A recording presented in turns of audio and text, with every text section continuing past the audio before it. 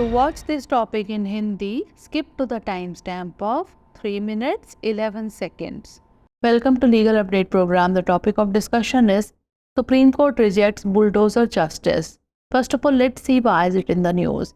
Recently, the Supreme Court, in redirections in the matter of demolition of structures versus and others, criticized the practice of bulldozer justice and issued guidelines ensuring due process before demolishing properties, reinforcing the rule of law and separation of powers. Background of the case: multiple petitions were filed regarding demolition drives in Delhi's Jahangir Puri and other states, challenging bulldozer actions as punitive measures.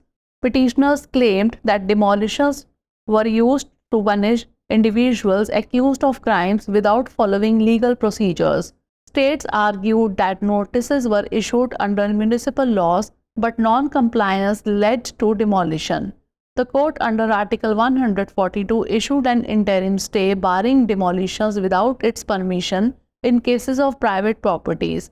The petitions highlighted concerns over misuse of power by the executive, leading to discussions on bulldozer justice and collective punishment.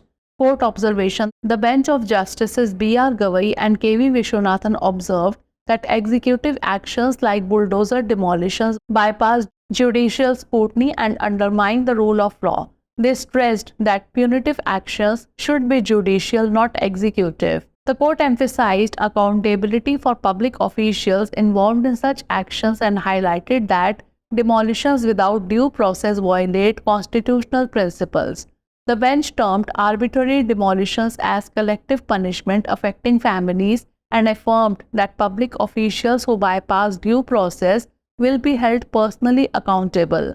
Rule of law: the term rule of law, originating from the French word le principe de l'égalité, means that no one, including the government, is above the law. It emphasizes governance by law rather than arbitrary decisions by officials, ensuring everyone is subject to the ordinary courts. Under Indian Constitution, Article 13 supports the rule of law by allowing unconstitutional laws to be struck down, while Article 14 guarantees equality before the law and equal protection under the law for all citizens. Case law: Yusuf Khan versus Manohar Joshi 2000.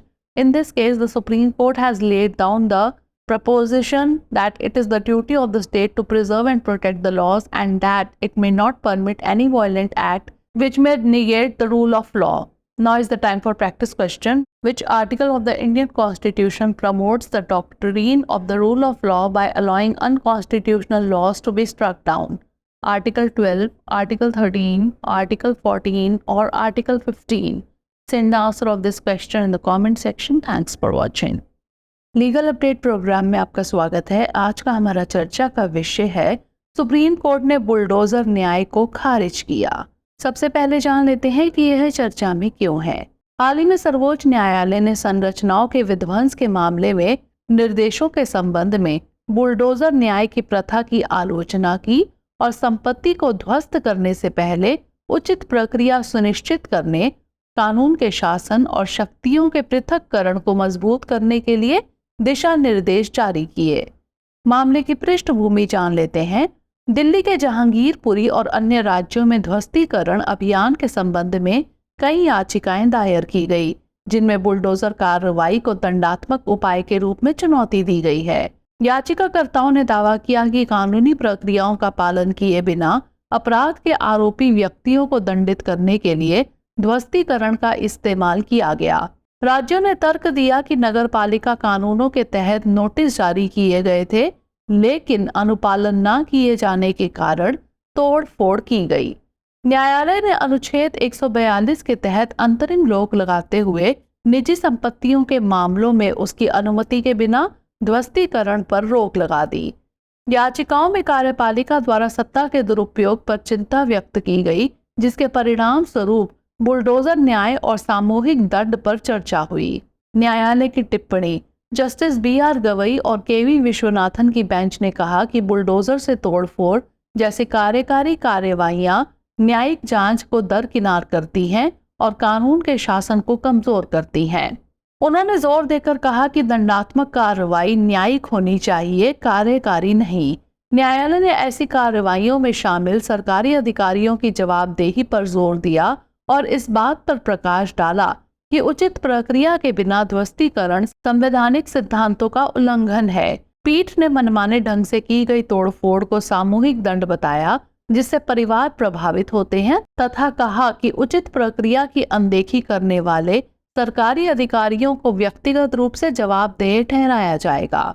कानून का शासन शब्द की उत्पत्ति फ्रांसीसी शब्द ले Principe D लीगालाइट से हुई है जिसका अर्थ है कि सरकार सहित कोई भी कानून से ऊपर नहीं है। यह अधिकारियों द्वारा मनमाने निर्णयों के बजाय कानून द्वारा शासन पर जोर देता है तथा यह सुनिश्चित करता है कि प्रत्येक व्यक्ति सामान्य न्यायालयों के अधीन हो। भारतीय संविधान के तहत अनुच्छेद 13 असंवैधानिक कानूनों को रद्द करने की अनुमति देकर कानून के शासन का समर्थन करता है, जबकि अनुच्छेद 14 सभी नागरिकों के लिए कानून के समक्ष समानता और कानून के तहत समान संरक्षण की गारंटी देता है। संबंधित केस यूसुफ खान बनाम मनोहर जोशी 2000। इस मामले में सर्वोच्च न्यायालय ने यह प्रस्ताव रखा कि कानूनों को संरक्षित और सुरक्षित रखना राज्य का कर्तव्य है और वह किसी भी हिंसक कृत्य की अनुमति नहीं दे सकता है जो कानून के शासन को नकारता हो। आइए नोट कर लेते हैं अभ्यास प्रश्न। भारतीय संविधान का कौन सा अनुच्छेद असंवैधानिक कानूनों को रद्द करने की अनुमति देकर कानून के शासन के सिद्धांत को बढ़ावा देता है? अनुच्छेद 12, अनुच्छेद 13, अनुच्छेद 14 या फिर अनुच्छेद 15? इसका उत्तर हमें कमेंट सेक्शन में जरूर भेजिएगा। धन्यवाद।